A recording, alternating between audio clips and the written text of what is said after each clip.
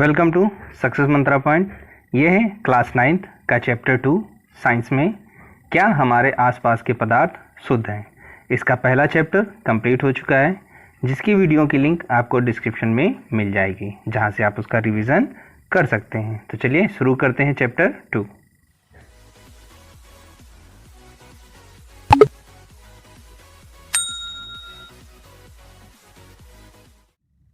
ये हमारा चैप्टर 2, क्या हमारे आसपास के पदार्थ शुद्ध हैं, अर्थात जो भी हमारे चारों ओर पाया जाता है, जितने भी पदार्थ हैं वो शुद्ध हैं या नहीं हैं। तो चलिए आइए इसको शुरू करते हैं और सबसे पहले देखते हैं कि इस चैप्टर को एक नज़र में हम इसमें पढ़ना क्या क्या है। तो अगर बात करें हम पदार्थ की, पदार्थ को 3 भागों में हमने पिछले चैप्टर में बांटा था, ठोस, द्रव और गैस। अभी इसका एक नया फॉर्म हमारा खोजा गया जिसे हम प्लाज्मा कहते हैं, और इसी प्लाज्मा पर आधारित हम बॉस आइंस्टीन कंडेंसेशन पढ़ेंगे, जो कि हमारी हायर क्लासेस में होता है। तो अभी हम केवल इन्हीं 3 चीज़ों पर कंसंट्रेट करेंगे, अर्थात ठोस, द्रव और गैस को। अब नेक्स्ट आता है, अगर पदार्थ में परिवर्तन होता है तो वो कितने टाइप का होता है। तो पदार्थ में 2 टाइप से परिवर्तन होता है, एक हमारा भौतिक परिवर्तन और एक हमारा रासायनिक परिवर्तन होता है। भौतिक परिवर्तन की बात करें, चेंज होने के बाद यदि कोई पदार्थ पुनः अपनी स्थिति को प्राप्त कर लेता है तो इसे भौतिक परिवर्तन कहते हैं। और वहीं बात करें अगर हम रासायनिक परिवर्तन की, तो जब एक बार कोई चेंज हो जाता है तो दोबारा अपने फॉर्म को नहीं पा पाता है, तो इसे हम रासायनिक परिवर्तन कहते हैं। अब आइए बात करते हैं पदार्थ को कितने भागों में बांटा गया। तो पदार्थ 2 टाइप में बांटा गया है, एक हमारा शुद्ध पदार्थ और दूसरा हमारा मिश्रण। अब बात करते हैं अगर शुद्ध पदार्थ की, तो शुद्ध पदार्थ को फिर 2 भागों में बांटा गया है, जिसे एक को हम तत्व कहते हैं और दूसरे को हम यौगिक कहते हैं।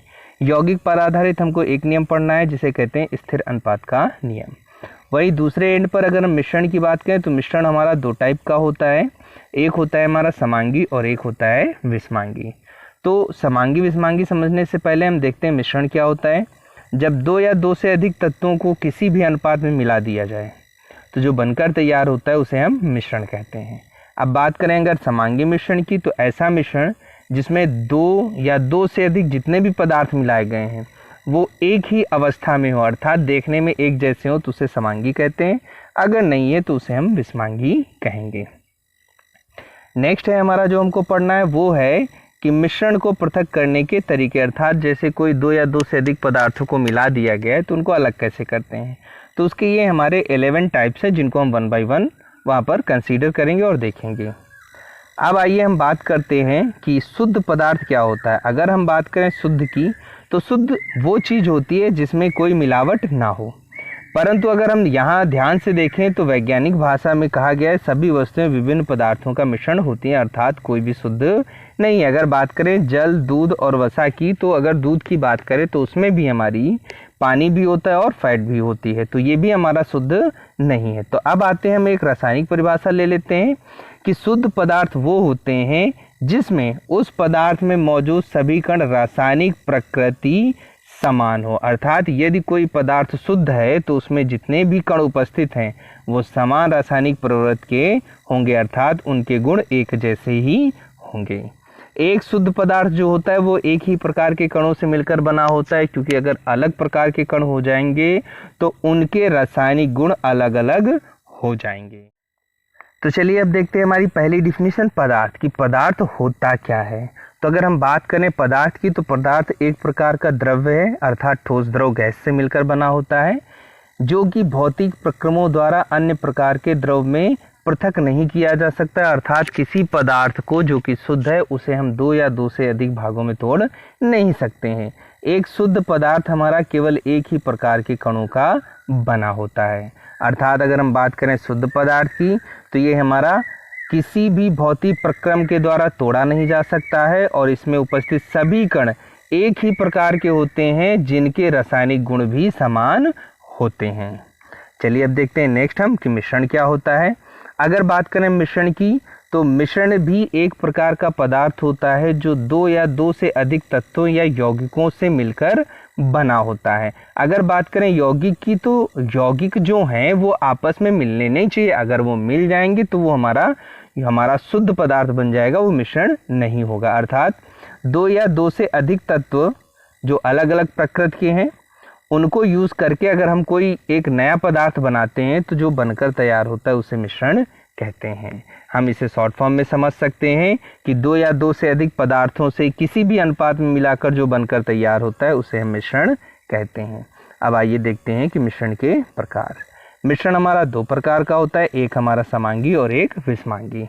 समांगी को इंग्लिश में हम होमोजीनियस मिक्सचर कहते हैं और हमारा जो विषमांगी होता है उसे हम हेट्रोजीनियस मिक्सचर कहते हैं। तो आइए अब देखते हैं कि समांगी मिश्रण क्या होता है। समांगी मिश्रण का मतलब होता है कि जब दो या दो से अधिक पदार्थ आपस में मिला दिए जाएं, मिलाने के बाद उनमें ऊपर से नीचे तक अर्थात पूरे विलयन में कोई भी अंतर नहीं होना चाहिए, अर्थात समस्त कण एक जैसे दिखाई देने चाहिए। जैसे कि अगर हम बात करें, अगर हम शरबत में अगर देखते हैं तो उसमें दो चीज़ें होती हैं, पानी और चीनी, लेकिन जब दोनों को घोल दिया जाता है तो बनकर तैयार होता है शरबत। तो जो शरबत होता है ना तो उसमें पानी दिखाई देता है ना तो चीनी, वो केवल शरबत होता है, अर्थात वो पूरा का पूरा एक जैसा दिखाई देता है। तो चलिए देखते हैं डेफिनेशन। वे मिश्रण जिनमें पदार्थ परस्पर पूर्ण रूप से मिश्रित हो जाते हैं, अर्थात आपस में मिल जाते हैं और एक दूसरे से अविभेद्य होते हैं, अर्थात दोनों में कोई अंतर नहीं होता है, उन्हें हम समांगी मिश्रण कहते हैं। संपूर्ण द्रव्यमान में एक समान संगठन होता है, अर्थात सब एक जैसे होकर मिल जाते हैं। जैसे कि जल में शर्करा अर्थात चीनी का विलयन समांगी मिश्रण होता है, जो कि हमने एग्जाम्पल में लिया था, जिसे हम शरबत कहते हैं। अब देखते हैं हम इसकी दूसरी सेकेंड डिफिनीशन, विषमांगी मिश्रण क्या होता है। तो विषमांगी मिश्रण ये हमारा समांगी मिश्रण का अपोजिट होता है। वे मिश्रण जिनमें पदार्थ क्या होते हैं, पृथक पृथक होते हैं और एक पदार्थ छोटे कणों, छोटी छोटी बूंदों, बुलबुले के रूप में दूसरे पदार्थ में हर जगह फैला रहता है, उसे हम विषमांगी मिश्रण कहते हैं, अर्थात दोनों के दोनों पदार्थ हमारे अलग अलग दिखाई देते हैं। तो अगर इनमें बात करें, जो द्रव्यमान होता है उनका एक जैसा संगठन भी नहीं होता, अर्थात दोनों अलग अलग होते हैं। अब एग्जाम्पल की बात करें, अगर चीनी में हम बालू मिला दें तो चीनी हमारी अलग दिखाई देगी और बालू अलग दिखाई देगी, अर्थात ये एक विषमांगी मिश्रण हो जाएगा। नेक्स्ट डिफिनेशन है हमारी विलयन। तो विलयन जो होता है हमारा दो या दो से अधिक पदार्थों का समांगी मिश्रण, अर्थात किसी विलयन में दो या दो से अधिक पदार्थ होते हैं, परंतु जो भी पदार्थ होते हैं जब आपस में इन्हें मिलाया जाता है तो हमको एक समांगी मिश्रण अर्थात एक जैसा द्रव्य प्राप्त होता है। तो यदि दो या दो से अधिक पदार्थों को मिलाएं और वो समांगी मिश्रण बनकर तैयार हो जाए तो उसे हम विलयन कहते हैं। जैसे कि नींबू जल, अर्थात जो हमारा नींबू पानी होता है वो हमारा विलयन होता है, या सोडा जल, ये हमारे विलयन के उदाहरण हैं। अब अगर हम बात करें विलयन की तो इसमें दो चीज़ें होती हैं, एक जो घोला जाता है जिसे हम विलेय कहते हैं और दूसरा जिसमें घोला जाता है उसे विलायक कहते हैं। तो बात करें जो कम मात्रा में होता है उसे विलेय कहते हैं और जो अधिक मात्रा में होता है उसे हम विलायक कहते हैं। तो अब आइए हम देखते हैं कि विलयन के कितने भागों में डिवीज़न किया गया है। तो विलयन को दो भागों में बांटा गया, एक उसका हमारा विलेय होता है और दूसरा उसका विलायक।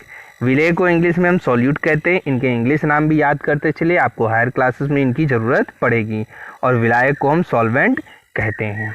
तो जैसा कि हमने अभी डिफिनीशन पढ़ी थी कि जो विलेय होता है जो घोला जाता है और अर्थात घुलनशील पदार्थ, जैसे अगर शरबत की बात करें तो शरबत में हमारी जो चीनी होती है वो हमारी विलेय होती है। वहीं विलायक की बात करें जो अधिक मात्रा में होता है या जिसमें घोला जाता है उसे हम विलायक कहते हैं। जैसे हमारा शरबत में जो पानी होता है वो हमारा विलायक होता है। तो हम एक छोटा सा एग्जांपल ले लेते हैं, फिर से समझ लेते हैं। शरबत में दो चीज़ें होती हैं, एक हमारा चीनी और दूसरा हमारा पानी। कम मात्रा में हमारी चीनी होती, तो जो कम मात्रा में होती है उसे हम विलेय कहते हैं और जो अधिक मात्रा में होता है उसे हम विलायक कहते हैं। दूसरी डिफिनीशन हमारी कि जो घोला जाता है उसे हम विलेय कहते हैं और जिसमें घोला जाता है उसे हम विलायक कहते हैं। अब आइए देखते हैं हम विलयन के प्रकार। तो विलयन हमारा तीन प्रकार का होता है, एक वास्तविक विलयन होता है, दूसरा कोलाइडी विलयन होता है और तीसरा होता है हमारा निलंबन। अगर बात करें जो सबसे छोटे कणों का आकार होता है वो हमारा वास्तविक विलयनों का होता है। तो आइए देखते हैं हम इनके डिफरेंस।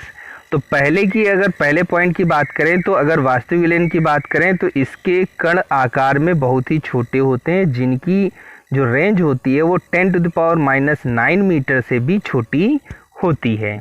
अगर हम वही बात करें कोलाइडी विलयन की, तो इसके विलायक के कण का जो आकार होता है वास्तविक से बड़ा होता है परंतु निलंबन से छोटा होता है। इसके जो कणों का आकार होता है वो 10⁻⁹ से 10⁻⁶ मीटर के बीच का होता है। तो अब देखते हैं कि निलंबन का क्या होता है। इसके कणों का आकार जो होता है वो 10⁻⁶ मीटर की रेंज से भी बड़ा होता है। अब होता है क्या, बच्चे आप लोग परेशान रहते हैं कि इनको याद कैसे किया जाए। तो आपको केवल दो नंबर्स याद करने हैं, एक याद करना है 10⁻⁹ और दूसरा याद करना है हमको 10⁻⁶। तो यहाँ पर हम लिख लेते हैं 10⁻⁹ और यहाँ पर लिख लेते हैं 10⁻⁶।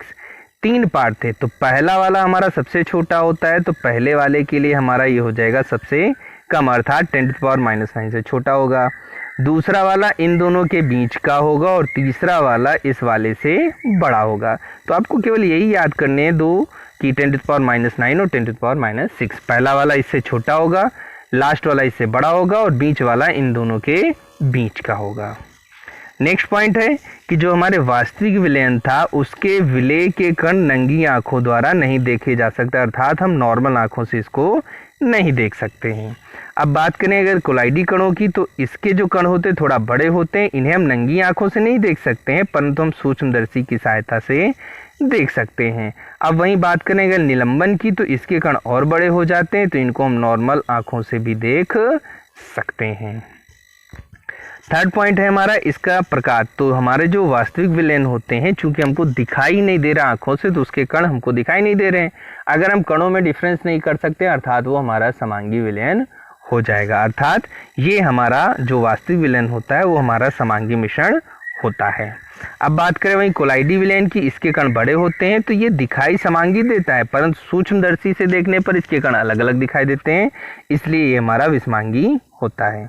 और हम बात करें निलंबन की, इसको हम आंखों से देख सकते हैं अर्थात दोनों अलग अलग दिखाई देते हैं, तो ये हमारा विषमांगी मिश्रण होता है।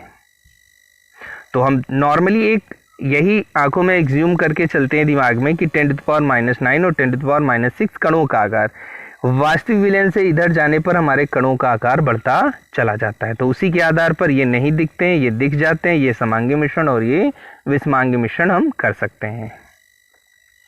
नेक्स्ट पॉइंट है हमारा जो हमारा वास्तविक विलयन होता है, इसको छानन विधि द्वारा इसके कण पृथक नहीं कर सकते। जब हमारे कण ही इतने छोटे हैं जिन दिख नहीं रहे हैं, तो उसको हम छानन विधि द्वारा अलग भी नहीं कर सकते हैं, परंतु हमारे जो कोलाइडी विलयन थे इनके कणों को अलग कर सकते हैं। और हमारे जो निलंबन था उसके और बड़े हो गए, तो इनको भी हम आसानी से कर सकते हैं।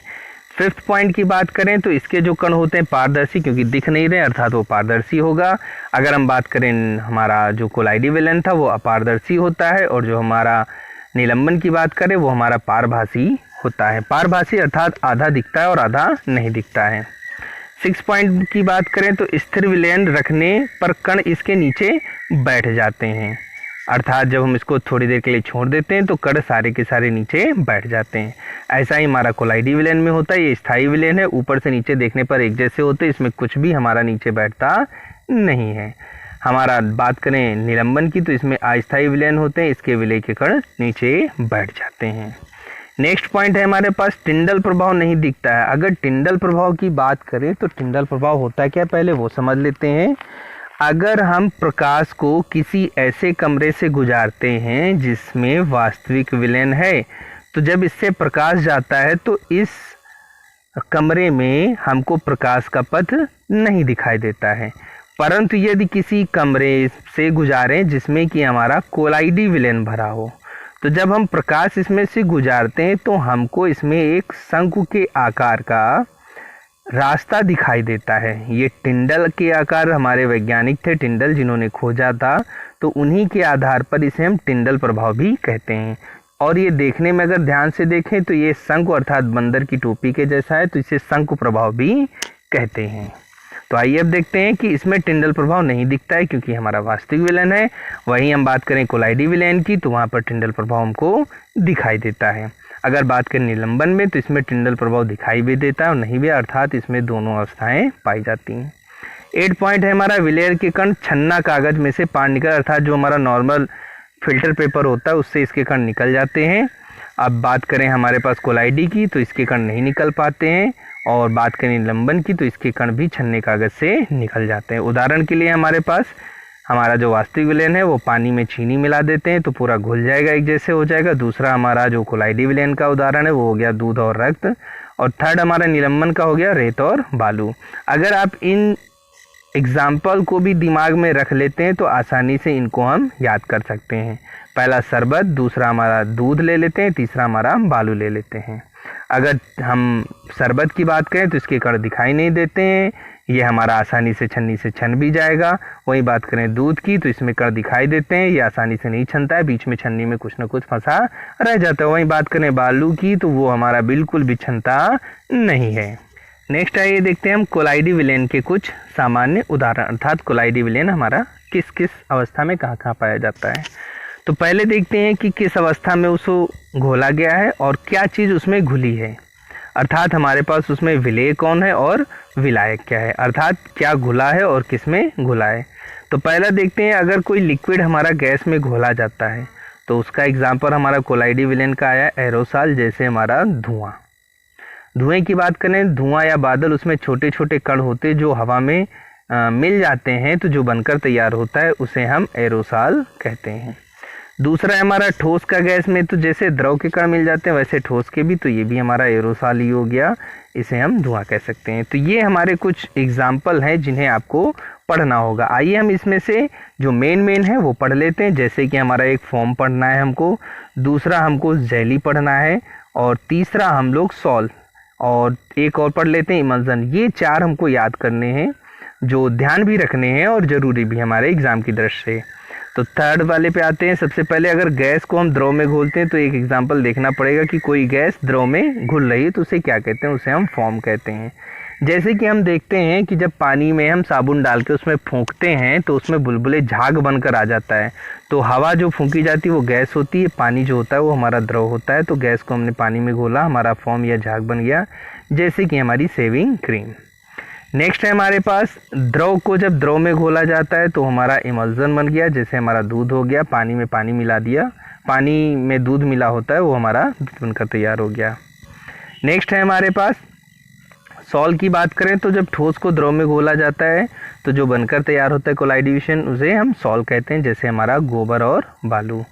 नेक्स्ट की बात करें हम जेली की, तो जब द्रव को हम ठोस में घोलते हैं तो उसे हम जेली या जेल बनकर तैयार होता है हमारा कोलाइडी विलयन, जैसे हमारा जेली और पनीर।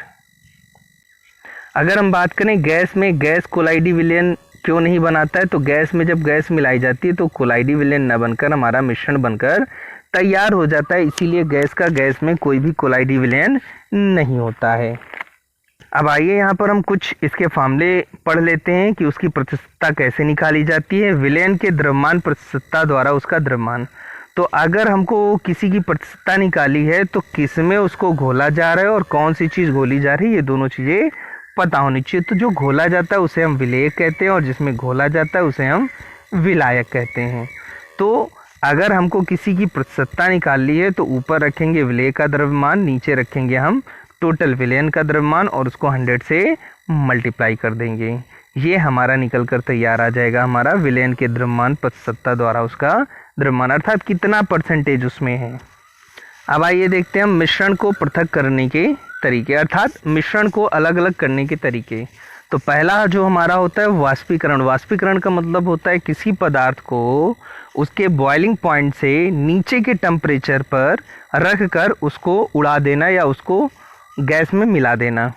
तो अब देखते हैं कि इसको कैसे करते हैं। तो इसमें हम क्या करते हैं, दो या ऐसे पदार्थ लेते हैं जिसका एक का टेम्परेचर ज़्यादा होता है, अर्थात एक का वाष्पीकरण जल्दी हो जाता है और एक का बाद में होता है। तो इसके लिए हम करेंगे क्या, एक रंग या डाई ले लेंगे, इसमें दो मिश्रण पदार्थों में से एक का वाष्पीकरण हो जाता है दूसरे का नहीं होता है। तो हमने एक रंग डाई ले लिया जिसका क्वथनांक ज़्यादा है, अर्थात जो देर में गर्म होता है, और एक में पानी ले लिया, उसी में दोनों को मिला के हम कटोरी में रख देंगे। जब इसको धीरे धीरे गर्म करेंगे तो इस कटोरी में जो भी पानी होगा वो उड़ जाएगा, अर्थात उसका वाष्पीकरण हो गया और स्याही हमारी इसी में चिपकी रह जाएगी। इसे हम वाष्पीकरण कहते हैं। नेक्स्ट है हमारा अपकेंद्रीकरण, जिसे हम सेंट्रीफ्यूगेशन कहते हैं। तो सेंट्रीफ्यूगेशन को समझने से पहले हम आइए देख लेते हैं कि ये होता क्या है। अगर किसी लिक्विड को दो या दो से अधिक लिक्विड मिलाकर हम उन दोनों को या तीनों को आपस में तेज़ी से घुमाएं तो इसमें जिसके भारी कण होते हैं वो सबसे नीचे रहता है, मिडिल वाले भारी कण बीच में रहते हैं और सबसे हल्के कण वाला हमारा ऊपर रहता है। जैसे जब हम दही से मक्खन निकालने के लिए उसको फिराते हैं तो जो हमारे मट्ठा होता है उसके कण भारी होने के कारण वो मटके में हमारा नीचे बैठ जाता है और मक्खन हमारा ऊपर आ जाते हैं, क्योंकि मक्खन के कण हल्के होते हैं। यही हमारा अपकेंद्रीकरण का एग्जाम्पल था। तो चलिए देखते हैं, जब किसी पदार्थ को तेजी से घुमाया जाता है तो भारी कण नीचे की तरफ दबाव डालते हैं और हल्के कण ऊपर की ओर आ जाते हैं, जैसे क्रीम से मक्खन को निकालना। नेक्स्ट है हमारा पृथक्करण कीप। पृथक्करण कीप एक विशेष विधि द्वारा बनाई गई हमारी कीप होती है, जिसमें हम क्या करते हैं, दो या दो से अधिक अघुलनशील द्रव अर्थात जो आपस में घुलते नहीं हैं उनको आपस में भरकर रख देते हैं। चूंकि ये अघुलनशील है, आपस में मिलेंगी नहीं, तो उनकी अपनी अलग अलग लेयर बन जाती है। नीचे हमारे पास कॉर्क लगा होता है जिसको ढीला करते हैं, तो जैसे ही ढीला करते हैं तो सबसे पहले निचली सतह का लिक्विड हमारा एक बीकर में इकट्ठा हो जाता है। अब इस बीकर को हटा देंगे, सेकेंड हमारा सेकेंड वाला लेयर का आएगा और फिर उसके बाद हमारे थर्ड लेयर का, जिन्हें हम अलग अलग बीकर में रख लेंगे। इसे हम पृथक्करण कीप विधि कहते हैं। हमारी नेक्स्ट डिफिनीशन है ऊर्ध्वपातन, जिसे इंग्लिश में हम सब्लिमेशन कहते हैं। यह हमारी हायर क्लासेस के लिए बहुत ज़रूरी है, क्योंकि ये 10th और 12th और फर्स्ट ईयर तीनों क्लासेस में पूछी जाती है, तो इसे हम ध्यान से पढ़ेंगे। तो बात करें अगर ऊर्ध्वपातन या एक ठोस पदार्थों का एक गुण होता है या कुछ विशेष प्रकार के ठोस पदार्थों की एक प्रकृति होती है, जिसमें इन ठोस पदार्थों को गर्म करने पर ये द्रव अवस्था में बदले बिना सीधे ही ये गैस में परिवर्तित हो जाते हैं। तो अगर हम बात करें कि सब्लिमेशन या ऊर्ध्वपातन क्या होता है, तो वे पदार्थ जिनको गर्म करने पर वो ठोस से सीधे गैस में परिवर्तित हो जाते हैं बिना द्रव में बदले, तो उनकी इस प्रकृति को ऊर्ध्वपातन कहते हैं और इनको इस तरीके से चेंज करना हमारी ऊर्ध्वपातन विधि कहलाती है। तो अब चलिए हम देखते हैं पृथक्करण की विधि है ऊर्ध्वपातन।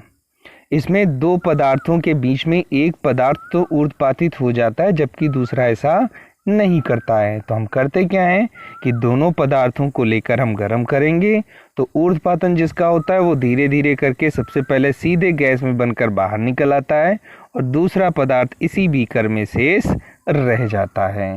तो ये थी हमारी ऊर्ध्वपातन विधि, जिसमें कोई ठोस पदार्थ सीधे गैस में परिवर्तित हो जाता है और जब गैस से इसको ठंडा किया जाता है तो ये सीधे पुनः ठोस में परिवर्तित हो जाता है। नेक्स्ट डिफिनीशन है हमारी क्रोमेटोग्राफी। तो अगर क्रोमेटोग्राफी की बात करें तो किसी मिश्रण में रंगीन यौगिक रंजित कणों को पृथक कर सकते हैं, अर्थात जो रंगीन यौगिक होते हैं वो उसमें जो अपने आप में कण मिले हैं उनको अलग करने की उनकी एक गुण होता है। किसी सोखने वाले फिल्टर पेपर की सहायता से जब पानी के कण ऊपर की ओर दो अलग अलग रंग के साथ जाते हैं तो क्रोमेटोग्राफी पेपर द्वारा दोनों के दोनों को अलग कर दिया जाता है, क्योंकि दोनों रंग अलग अलग गति से सोख लिए जाते हैं और दोनों के दोनों रंग हमारे अलग हो जाते हैं। अर्थात जब किसी बीकर में हम दोनों रंग मिला दिए और जब ये ऊपर की तरफ जाते तो यहाँ पर जो क्रोमेटोग्राफी पेपर लगा होता है वो करता क्या है, इनको 1 बाय 1 अलग अलग स्टेज पर हमारा इसको एक्सेप्ट करता है या सोख लेता है। तो अलग अलग स्टेजेस में सोखने के कारण ये दोनों अलग अलग हो जाते हैं और दोनों के दोनों पृथक हो जाते हैं। नेक्स्ट है हमारी आसवन विधि। तो ये भी हमारी 12th और फर्स्ट ईयर के लिए ज़रूरी है, तो इसको भी ध्यान से समझ लीजिएगा। जो हमारी आसवन विधि होती है उसमें हम ऐसे दो पदार्थों को लेते हैं जिनके बीच में क्वथनांक थोड़ा सा एक दूसरे से उनका अलग होता है, अर्थात एक का कम होता है तो दूसरे का अधिक होता है। तो चलिए आइए देखते हैं इसमें दो जो भी संगठन लिए जाते हैं उनके बीच क्वथनांक एक दूसरे से क्या होता है, कम होता है। तो जब हम दोनों को इस बेकर में लेकर गर्म करते हैं तो जिसका क्वथनांक कम होता है वो पहले गर्म होकर इस जल निकास द्वारा हमारा अलग बीकर में इकट्ठा हो जाता है तथा जिसका क्वथनांक हमारा ज़्यादा होता है वो इसी बीकर में शेष रह जाता है और दोनों के दोनों पदार्थ हमारे अलग हो जाते हैं। तो ये थी हमारी आसवन विधि, जिसमें दो पदार्थ जिनके क्वथनांक एक दूसरे से अलग होते हैं उनको हम गर्म करके अलग अलग कर लेते हैं। नेक्स्ट है हमारी क्रिस्टलीकरण। इसमें करते क्या, हम जो मिश्रण में हमारी अशुद्धियाँ मिली हैं तो इन मिश्रण की अशुद्धियों को दूर करने के लिए सबसे पहले हम इसको किसी ऐसे विलायक में घोलते हैं या विलयन में घोलते हैं जिसमें ये आसानी से घुल जाए। घुलने के बाद क्या करते हैं, इसको हम थोड़ी देर के लिए छोड़ देते हैं और ठंडा कर देते हैं। ठंडा करने पर हमारे दोनों पदार्थ अलग अलग हो जाते हैं, अर्थात अशुद्धियाँ अलग हो जाती हैं और हमारी जो शुद्ध पदार्थ होता है वो अलग हो जाता है। इसमें शुद्ध पदार्थ का ही अधिकतर क्रिस्टल बनकर वो अलग हो जाते हैं। तो चलिए आइए देखते हैं। इसमें किसी मिश्रण में अशुद्धियों को दूर करने के लिए पहले किसी उपयुक्त विलयन में उसे हम घोल लेते हैं। घोलने के बाद इसका जब हम क्रिस्टलीकरण करते हैं तो एक संगठक हमारा अलग हो जाता है, अर्थात अशुद्ध पदार्थ अलग हो जाते हैं और शुद्ध पदार्थ अलग हो जाते हैं। जैसे कि अगर कॉपर सल्फेट के क्रिस्टल को, जो कि हमारा अशुद्ध है, उसे हम पहले सल्फ्यूरिक अम्ल में घोल लेते हैं। घोलने के बाद इन दोनों को गर्म करेंगे। गर्म करने पर ये हमारा एक विलयन प्राप्त होगा। इस विलयन को हम क्या करेंगे, पूरी रात रखकर छोड़ देंगे। तो जैसे ही छोड़ देते हैं तो केवल शुद्ध पदार्थ जो होता है, अर्थात शुद्ध कॉपर के हमारे क्या करते हैं, क्रिस्टल बन जाते हैं और अशुद्धियाँ उसी सल्फ्यूरिक अम्ल में घुली रह जाती हैं। अब इन क्रिस्टल्स को हम फिल्टर पेपर की सहायता से अलग कर लेते हैं। तो हमारी क्रिस्टलीकरण हमारी अशुद्ध पदार्थों को अलग करने की एक विधि है, जिसमें हम उस अशुद्ध पदार्थ को पहले किसी ऐसे विलायक में घोलते हैं जिसमें वो आसानी से घुल जाता है। फिर इसे हम क्या करते हैं, कुछ दिनों के लिए या कुछ देर के लिए रख देते हैं, ठंडा कर लेते हैं। ठंडा करने पर हमारी अशुद्धियाँ विलयन में रह जाती हैं और शुद्ध पदार्थ के हमारे क्रिस्टल बन जाते हैं। नेक्स्ट है हमारा भौतिक तथा रासायनिक परिवर्तन। जैसे हमने पिछले ही पढ़ा था कि भौतिक तथा रासायनिक परिवर्तन क्या होते हैं, तो चलिए एक बार हम फिर से देख लेते हैं कि भौतिक तथा रासायनिक परिवर्तन क्या होता है। तो भौतिक परिवर्तन वह होता है जिसमें एक अवस्था से वो दूसरी अवस्था में जाता है तथा पुनः वो अपनी प्रारंभिक अवस्था को पूर्णतः प्राप्त कर लेता है। और जबकि हमारे रासायनिक परिवर्तन की बात करें तो एक अवस्था से जब दूसरी अवस्था में जाता है तो वह पुनः अपनी अवस्था को प्राप्त नहीं कर पाता है, हमेशा के लिए बदल जाता है। बदलने का मतलब है एक नया पदार्थ बनके तैयार हो जाता है जिसके गुण अर्थात भौतिक तथा रासायनिक गुण दोनों के दोनों उसके पहले तत्व से मैच नहीं खाते हैं। तो चलिए अब देखते हैं हम अपने भौतिक तथा रासायनिक परिवर्तन को। तो चलिए पहले ही हम देख लेते हैं कि इसका एग्जाम्पल क्या है। बर्फ़ का पिघलना, अर्थात बर्फ़ पिघलकर हमारी पानी बनती है और पानी फिर से जमकर हमारा बर्फ़ बन जाता है।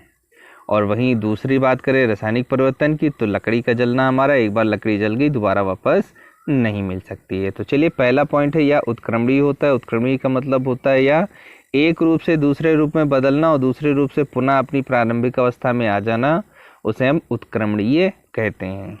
अगर रासायनिक परिवर्तन की बात करें या अनुत्क्रमणीय होते हैं, अर्थात एक अवस्था से दूसरी अवस्था में बदलने के बाद पुनः यह हमारी प्रारंभिक अवस्था को प्राप्त नहीं कर पाता है।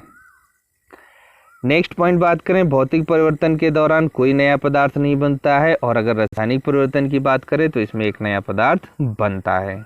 जैसे कि बात करें बर्फ़ का पिघलना, एक बार बर्फ़ से पानी बनती, पानी से फिर बर्फ़ बन जाता है। और जबकि वही लकड़ी का जलना या दही का जमना, जैसे दूध से हमारा एक बार दही बन जाए तो दही से फिर से दूध हम नहीं बना सकते हैं, तो ये भी एक हमारा रासायनिक परिवर्तन हो जाएगा। नेक्स्ट पॉइंट है कि जो भौतिक परिवर्तन होता है इसमें बहुत ही कम मात्रा में ऊष्मीय ऊर्जा और प्रकाश ऊर्जा जो होती है हमारी, या तो वो ली जाती है या तो निकाली जाती है, अर्थात हमारी सोख भी ली जाती है और उत्सर्जित भी कर दी जाती है। वहीं बात करें अगर रासायनिक परिवर्तन की, तो इसमें जो रासायनिक परिवर्तन में होता है उसमें जो ऊष्मा की एक बड़ी मात्रा, चाहे वो ऊष्मीय ऊर्जा हो चाहे वो प्रकाश ऊर्जा हो, दोनों की दोनों या तो ली जाती हैं या तो निकाली जाती हैं। तो ये थे हमारे 3 डिफरेंस इन दोनों के बीच में। हमारे अधिकतर जो पूछे जाते हैं वो रासायनिक परिवर्तन पूछा जाता है, जैसे लकड़ी का जलना हो गया हमारा, दूध का दही में बदलना। तो ये जो चीज़ें हैं एक बार बदलने के बाद जो पुनः वापस अपनी प्रारंभिक अवस्था में नहीं आता, उसे हम रासायनिक परिवर्तन कहते हैं।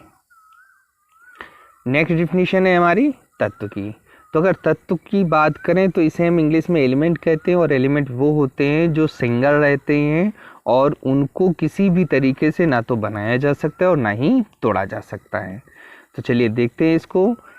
एलिमेंट या तत्व हमारा एक शुद्ध पदार्थ है जिसे ना तो साधारण पदार्थों में तोड़ा जा सकता है और ना ही किसी ज्ञात भौतिक या रासायनिक क्रिया द्वारा दो या दो से अधिक साधारण पदार्थों से बनाया जा सकता है, उसे हम तत्व कहते हैं। अर्थात ये एक शुद्ध पदार्थ होता है, ना तो इसे किसी में तोड़ा जा सकता है और ना ही इसको किसी से बनाया जा सकता है। ये हमारे प्योर होते हैं और एकदम डिफरेंट होते हैं। जैसे कि हमारा बात करें तो लोहा और सोडियम, ये हमारे प्रकृति में पाए जाते हैं और इनको हम बना नहीं सकते हैं। अब अगर बात करें जो तत्व होता है वो एक ही प्रकार के अणुओं से मिलकर बना होता है, क्योंकि वो अपने आप में शुद्धता रखता है और शुद्धता के लिए हमारा वो एक ही प्रकार का होना आवश्यक होता है। अब बात करते हैं तत्व के प्रकार की। तत्व तो हमारे 3 प्रकार के होते हैं, धातु, अधातु और उपधातु, जिन्हें इंग्लिश में मेटल्स, नॉन मेटल्स और मेटलॉइड्स कहते हैं। अगर बात करें उपधातु की, तो उपधातु जो होती है उसके गुण इन दोनों धातु और अधातु के बीच के होते हैं। अर्थात जो उपधातु होती है उसके गुण धातु से भी मिलते हैं और अधातु से भी मिलते हैं।